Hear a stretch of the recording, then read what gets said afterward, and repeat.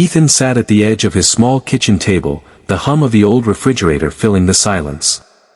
As a single dad, every day felt like a balancing act, working 2 jobs, raising his 7-year-old son, Caleb, and trying to keep their modest home together. Yet despite the weight on his shoulders, Ethan carried a quiet strength that kept him going. That evening, as the rain poured outside, a soft knock echoed at his door. He opened it to find a young woman, shivering and drenched, tears mixing with raindrops on her pale cheeks. She looked no older than her early 20s, clutching a small worn-out backpack. Her voice trembled as she asked if he knew of any place she could stay. Ethan hesitated. Money was always tight, and trust didn't come easily. But something in her eyes, a mix of fear and desperation, pulled at his heart. Caleb peeked from behind his father's leg, curious but unafraid. In that moment, Ethan made a choice. He offered her the spare room, the one he usually rented out to make ends meet. He didn't know her name, her story, or where she came from, but his instinct told him she needed kindness more than questions. The girl introduced herself as Lily, her voice soft but guarded, as though every word carried a weight she wasn't ready to share. Ethan noticed how her hands trembled when she held the mug of hot tea he offered, as if warmth itself was something unfamiliar. Caleb, in his innocent way, began asking her questions: what her favorite color was, if she liked pancakes, whether she had a dog. For the first time that night, a faint smile broke across Lily's face. Ethan watched quietly, sensing that her story was far more complicated than she let on. Days turned into weeks, and Lily slowly became part of their small household. She helped with chores, played board games with Caleb, and even fixed the leaky faucet Ethan had been ignoring. There was a gentleness about her, but also a sadness that lingered like a shadow.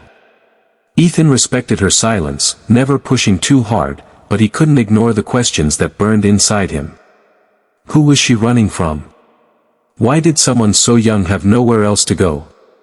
Still, instead of demanding answers, Ethan offered something Lily hadn't known in a long time: safety, stability, and a kind of quiet kindness that heals invisible wounds. One Saturday afternoon, Ethan came home from his shift at the garage to find Lily sitting at the kitchen table with Caleb, helping him with his math homework. The sunlight streamed through the window, catching the glimmer of a bracelet on her wrist, delicate, gold, and far too expensive to belong to someone who claimed to have nothing. When she noticed Ethan staring, she quickly pulled her sleeve down, her cheeks flushing. Later that week, while folding laundry, Ethan found a letter tucked between Lily's clothes. It bore the emblem of a prestigious law firm in the city, the kind of place only the wealthy or powerful had dealings with. He set it aside without reading further, torn between curiosity and respect for her privacy. That night, as he watched Lily laughing with Caleb over a silly card game, Ethan realized there was more to her than the story she had let slip about being homeless. He saw the way she carried herself, with poise, grace, and a kind of quiet strength that didn't quite match her fragile appearance. The pieces didn't fit, but Ethan chose to stay silent. For him, trust wasn't about uncovering secrets, it was about giving someone the space to share them when they were ready. The truth came unexpectedly one evening when a sleek black car pulled up outside Ethan's modest house. A sharply dressed man stepped out, his worried eyes scanning the yard until they landed on Lily. "There you are," he exclaimed, his voice filled with both relief and frustration. Ethan froze as Caleb clung to his side, sensing the tension. Lily's face turned pale, her secret unraveling in an instant.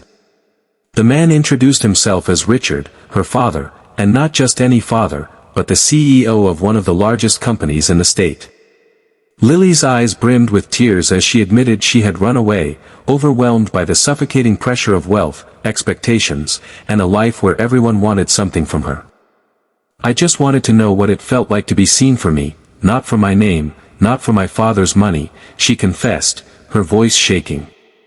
Ethan stood stunned, realizing the young woman he had taken in wasn't just homeless, she had chosen a life of simplicity to escape the golden cage she was born into.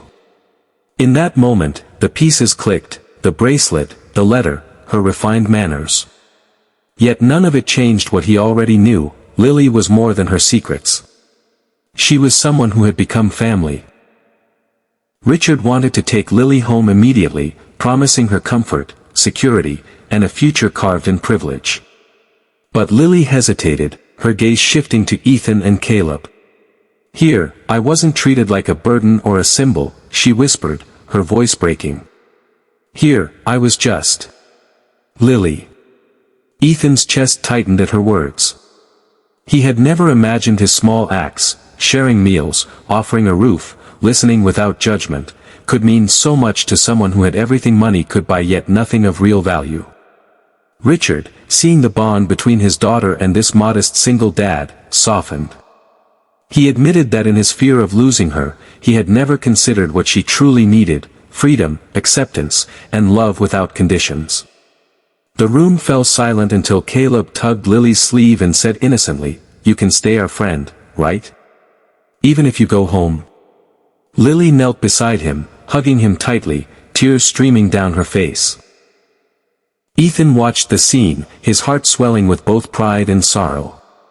He realized that his kindness had not only given Lily a place to rest, it had given her a truth she had been searching for: family was not built by wealth or appearances, but by compassion, trust, and love freely given. In the days that followed, Lily chose to return with her father, but not before making a promise: she would visit often, not as the daughter of a CEO, but as the friend and sister she had become within Ethan's home.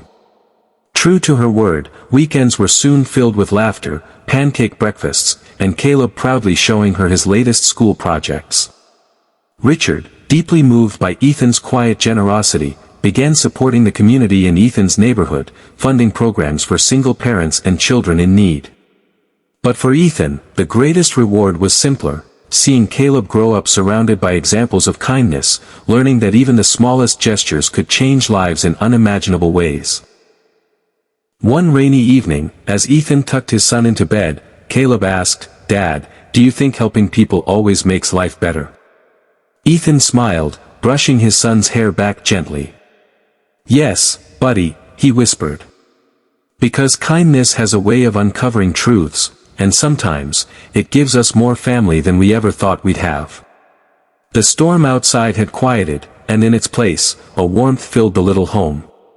It wasn't wealth or luxury, but something far greater: the lasting power of compassion, and the reminder that love grows strongest where kindness is freely given.